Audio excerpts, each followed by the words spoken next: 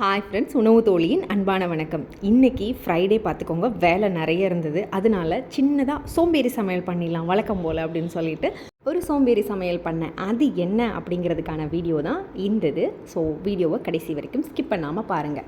நான் பச்சைப்பயிறு முளைக்கட்ட வச்சதே பார்த்திங்கன்னா பச்சைப்பயிறு சாலட் பண்ணலான்னு தான்.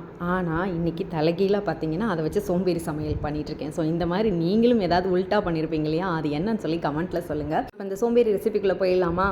2 கைப்படி பச்சைப்பயிறு, 4 பச்சை மிளகா, 4 பல் பூண்டு, ஒரு அரை ஸ்பூன் ஜீரகம், ஒரு தக்காளி, இதெல்லாத்தையும் போட்டு 2 டம்ளர் தண்ணி ஊற்றி ஒரு 1/4 டீஸ்பூன் அளவுக்கு மஞ்சப்பொடி போட்டுருங்க. மஞ்சப்பொடி போட்டு நல்லா கலந்து விட்டுருங்க. நல்லா கலந்து விட்டுட்டு இதை ஸ்டவ்வில் வச்சுட்டு அதுக்கு அடுத்து தான் 2 ஸ்பூன் நல்லெண்ணெய் ஊற்றிக்கோங்க. நல்லெண்ணெய் ஊற்றியும் நல்லா கலந்து விட்டுருங்க. கலந்து விட்டுட்டு இந்த பச்சைப்பயிறு இதெல்லாம் போட்டிருக்கோம் இல்லையா, இது லேசாக சூடானவுடனே என்ன செஞ்சிடலாம், நம்ம இப்போ குக்கரை லாக் பண்ணிடலாங்க. இந்த குக்கரை லாக் பண்ணிவிட்டு அது வந்து ஒரு விசில் வர வரைக்கும் நம்ம வெயிட் பண்ணலாம். ஃபுல் ஃப்ளேமில் வச்சு வெயிட் பண்ணுங்கள். ஒரு விசில் வந்தோடனே டக்குன்னு சிம்மில் வச்சுருங்க. 5 நிமிஷம் வரைக்கும் சிம்லேயே இருக்கட்டும். 5 நிமிஷம் கழித்து ஸ்டவ் ஆஃப் பண்ணிடுங்க. ப்ரெஷர் இறங்கினதுக்கப்புறமேட்டு நம்ம ஸ்டவ்வை ஓப்பன் பண்ணிக்கலாம். பச்சைப்பயிரை தாளிக்கிறதுக்காக வெங்காயம் கட் பண்ணேன். நான் எப்போவுமே தரையில் உட்காந்து இரும்பு அருவாமனையை வச்சு தான் காய்கறியும் கட் பண்ணுவேன், வெங்காயமும் கட் பண்ணுவேன். ஸோ அதை கட் பண்ணி தனியாக எடுத்து வச்சுட்டேங்க.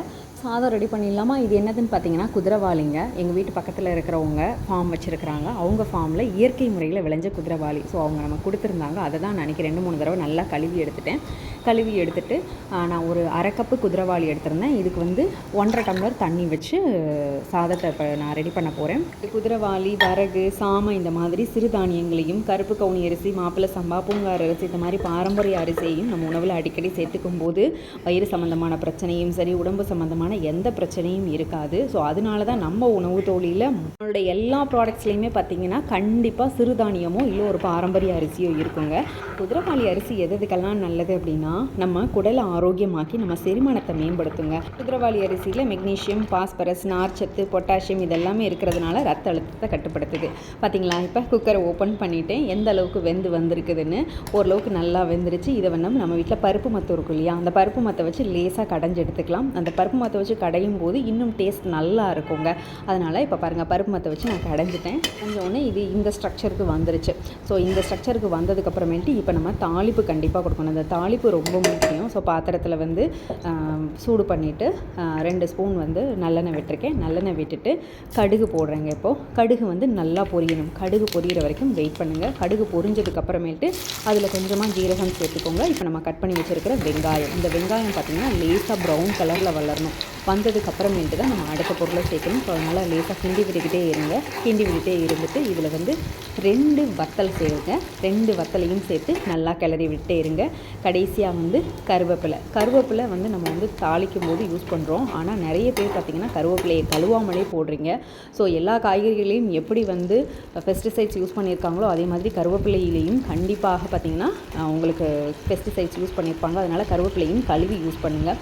ஸோ கழுவி போட்டாச்சு. இப்போ நல்லா அதை வதக்கி விடுங்க. சிம்லேயே வதக்கி விட்டிங்கன்னா கருகி போகாது. ஸோ கருகி போகாமல் அந்த டேஸ்ட்டும் நல்லாயிருக்கும்.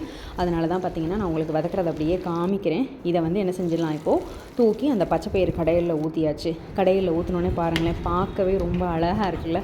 அப்படியே எடுத்து சாப்பிடணும் போல் இருக்கும் உடனேயும். ஸோ நல்லா கலந்து விட்டுட்டு லேசாக வந்து அடுப்பில் வந்து வச்சு கொதிக்க வச்சு எடுத்துருங்க. கொதிக்க வச்சு எடுத்துட்டிங்கன்னா பச்சைப்பயிறு கடைகள் ரெடிங்க. ஸோ இதுக்கு பார்த்திங்கன்னா இந்த பச்சைப்பயிறு கடைகளுக்கு குதிரைவாளி சாதம் அல்டிமேட்டாக இருக்கும். ரொம்ப ஈஸியாக சிம்பிளாக இந்த சோம்பேறி சமையல் முடிஞ்சிச்சு பார்த்திங்களா. ஸோ குதிரைவாளி அரிசியுமே பார்த்திங்கன்னா சாப்பாடுமே ரெடி ஆயிடுச்சு. பாருங்கள் எந்த அளவுக்கு நல்லா இருக்குன்னு. இந்த பச்சைப்பயிறு கடைகள் இது என்னதுன்னு பார்த்திங்கன்னா, காலையில் நான் வந்து தோசைக்கு வந்து பூண்டு தொக்கு வச்சுருந்தேன். ஸோ அந்த பூண்டு தொக்கில் கொஞ்சம் மிச்சம் இருந்தது.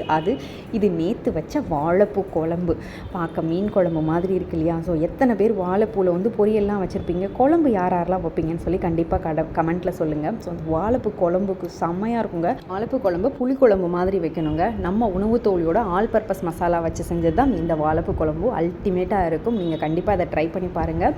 குதிரைவாளி அரிசியோட பச்சைப்பயிறு கடையிலும் அந்த பூண்டு தொக்கும் செமங்க. கண்டிப்பாக ட்ரை பண்ணி பார்த்துட்டு சொல்லுங்கள். இதில் நிறைய ஹெல்த் பெனிஃபிட்ஸ் இருக்குது. துவர்ப்பு சுவைக்கு வாழைப்பூ, குதிரைவாளி அரிசியில் நல்ல நார்ச்சத்து இருக்குது. பூண்டு கேஸ்ட்ரபிளுக்கு நல்லது. அதே நேரத்தில் பச்சைப்பயிறு கடையில் பார்த்திங்கன்னா நான் முளைக்கட்டி வேறு சேர்த்துருக்கிறதுனால உயிர்ச்சத்து அதிகங்க. ஸோ கண்டிப்பாக இந்த மாதிரி ஒரு சமையலை ட்ரை பண்ணி பார்த்துட்டு நீங்களும் எனக்கு சொல்லுங்கள். இது ரொம்ப சிம்பிளாக இருக்கும். 5 மினிட்ஸில் அந்த பச்சைப்பயிறு கடையில் செஞ்சிடலாம். குதிரைவாளி அரிசியை கழுவிட்டிங்கன்னா அடுத்து ஒரு 5 நிமிஷத்துலேருந்து 10 நிமிஷத்தில் குதிரைவாளி சாதமும் ரெடி ஆயிரும். ஸோ உங்களுக்கு இந்த வீடியோ பிடிச்சிருந்ததுன்னா உணவு தோழியை சப்ஸ்கிரைப் பண்ணிவிட்டு உங்கள் குடும்பத்தார் மற்றும் நண்பர்களோட ஷேர் பண்ணுங்கள், லைக் பண்ணுங்கள், கமெண்ட் பண்ணுங்கள். மீண்டும் ஒரு நல்ல வீடியோவோடு உங்களை சந்திக்கிறேன். அதுவரை stay tuned for the updates.